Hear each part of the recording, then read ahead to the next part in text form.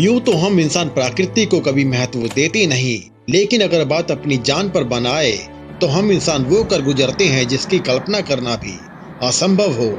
ऐसा ही एक असंभव कार्य आज पूरी दुनिया में हो रहा है, जिसकी वजह से हमारी धरती ने अपने घाव भरना शुरू कर दिए हैं। तो चलिए समझते हैं कि इस ग्लोबल लॉकडाउन से हमारी धरती कैसे उभर रही है।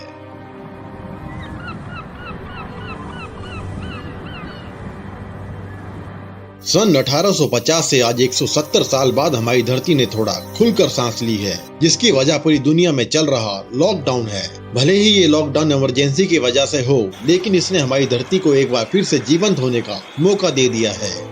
आज पूरी दुनिया में इस लॉकडाउन की वजह से पॉल्यूशन लगभग ना के बराबर हो गया है। पूरी दुनिया में हवा सांस लेने योग्य हो गई है। दुनिया की अधिकतर सड़कें वाहनों से मुक्त हो गई है। दुनिया की अधिकतर फैक्ट्रीज बंद पड़ी हैं। रेल और विमान सेवाएं लगभग बंद पड़े हैं, जिसकी वजह से कार्बन के एमिशन में जबरदस्त कमी आई है। इस वैश्विक लॉकडाउन की वजह से इलेक्ट्रिसिटी की डिमांड में एकाएक बेहद कमी आ गई है, जिसकी वजह से पूरी दुनिया में इलेक्ट्रिसिटी का प्रोडक्शन एकदम से कम हो गया है। यानी इलेक्ट्रिसिटी के कम प्रोडक्शन का मतलब है कम कार्बन का उत्सर्जन, क्योंकि पूरी दुनिया में आज भी 60% बिजली का उत्पादन फॉसिल फ्यूल से किया जाता है और अकेले भारत में ही 70% की बिजली को फॉसिल फ्यूल से बनाया जाता है, जो भारी मात्रा में CO2 यानी कार्बन का उत्सर्जन करती है। दुनिया की अधिकतर कंट्री जिसमें India, China, Italy, America, Saudi Arab और ऐसे बहुत से देश अपने आप को पूरी तरह से लॉकडाउन कर चुके हैं, जिसकी वजह से पूरी दुनिया में एयर क्वालिटी सांस लेने योग्य हो चुकी है। उदाहरण के लिए यूरोपियन स्पेस एजेंसी ने इटली और चीन के लॉकडाउन के समय की एक थर्मल सैटेलाइट इमेज भेजी है, जिसमें साफ तौर पे पॉल्यूशन को खत्म होते देखा जा सकता है। पॉल्यूशन में इतने बड़े स्तर की गिरावट की तो दुनिया ने कल्पना भी नहीं की थी। अगर बात इटली की करी जाए तो यहाँ लॉकडाउन की वजह से नेचर ने अपना काम करना शुरू भी कर दिया है। जिस इटली की वेनिस कैनाल में गंदा पानी बहा करता था, आज वहाँ शीशे जैसा साफ पानी बहने लगा है। क्या आपको पता है कि अकेला चाइना ही पूरी दुनिया में 30% कार्बन एमिशन का जिम्मेदार है, लेकिन आज चाइना में लॉकडाउन के दौरान 25% कार्बन एमिशन में कमी आई है।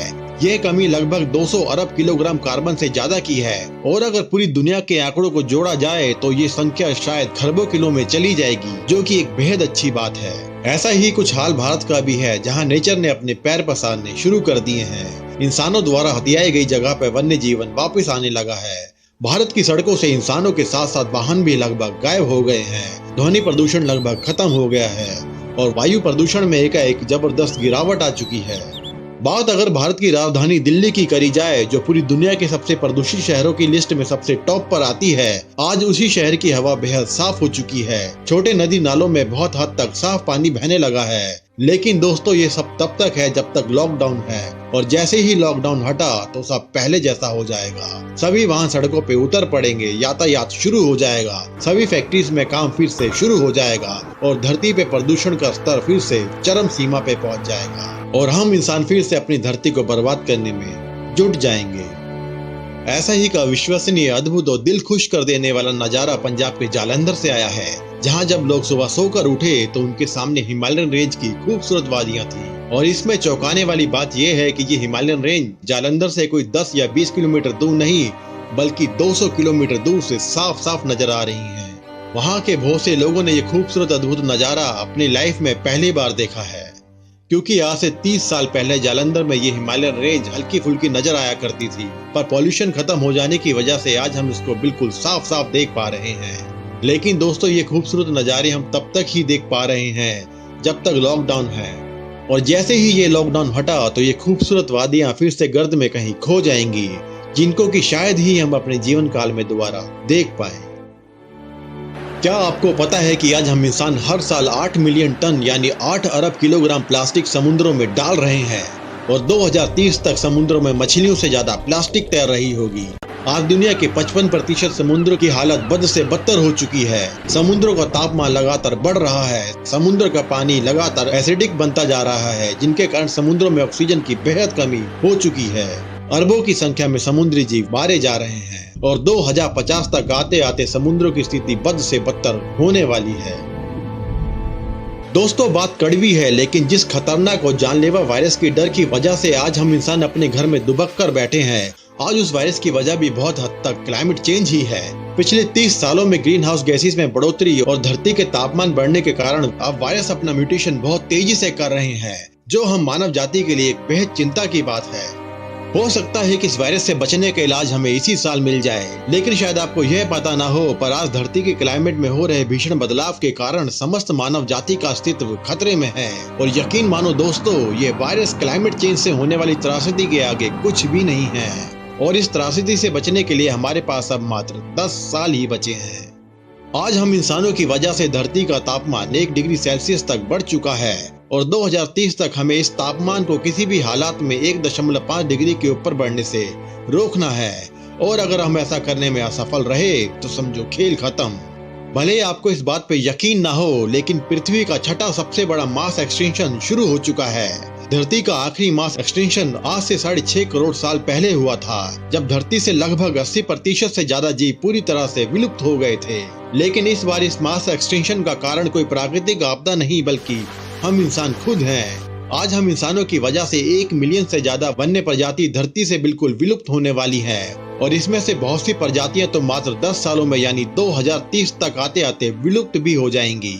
यकीन ना हो तो मिलो नॉर्दर्न व्हाइट राइनो से, जो लाखों सालों से अपने आप को हर प्राकृतिक आपदा से बचाता आया, लेकिन इंसानों के आगे हार गया। मिली अपनी प्रजाति के इस आखिरी नर राइनो से, जिसने 19 मार्च 2018 में दम तोड़ दिया। और अब इस प्रजाति की मात्र 2 ही मादा बची हैं, जिनके मरते ही ये प्रजाति भी धरती से हमेशा के लिए विलुप्त हो जाएंगी। दोस्तों, हम इंसान इस धरती की सबसे क्रूर प्रजाति है। हम वो प्रजाति हैं जिसने अपने लालच के लिए 68,000 स्क्वायर किलोमीटर में फैले अराल सागर तक को मार दिया। इससे ज्यादा हमारी क्रूरता और क्या होगी। यही नहीं बल्कि कुछ सालों में हम इंसानों की वजह से क्लाइमेट इतना चेंज हो चुका है कि जिसकी वजह से आज रिकॉर्ड ब्रेकिंग टेम्परेचर, खतरनाक तूफान, जंगल की आग, आए दिन ओलों की बारिश, बादलों का फटना, बिजलियों का गिरना जैसी प्राकृतिक आपदाएं शुरू हो चुकी हैं और 2030 तक आते आते ये और भयंकर रूप धारण करने वाली हैं। भले ही इस खतरनाक और जानलेवा वायरस की वजह से पूरी दुनिया में लॉकडाउन चल रहा हो, जिससे निपटने के लिए दुनिया भर के मेडिकल साइंटिस्ट इसका इलाज खोजने में लगे हैं, मगर इसके साथ साथ दुनिया भर के सभी क्लाइमेट साइंटिस्ट की बेहद पैनी नजर इस लॉकडाउन से अर्थ पे पड़ रहे पॉजिटिव इम्पैक्ट पे बनी हुई है। फिर भी दोस्तों, हमें ये नहीं भूलना चाहिए कि 2030 तक हमें किसी भी हालात में अपनी पृथ्वी का तापमान 1.5 डिग्री तक बनाए रखना है, जिसके लिए पूरी दुनिया को 2030 तक कार्बन के एमिशन में 45% तक की कमी करनी होगी। और इसके लिए सभी देशों को बेहद कड़े कदम उठाने ही पड़ेंगे और जिसके नतीजतन आज पूरी दुनिया में इलेक्ट्रिक कारों को मार्केट में उतारा भी जा रहा है।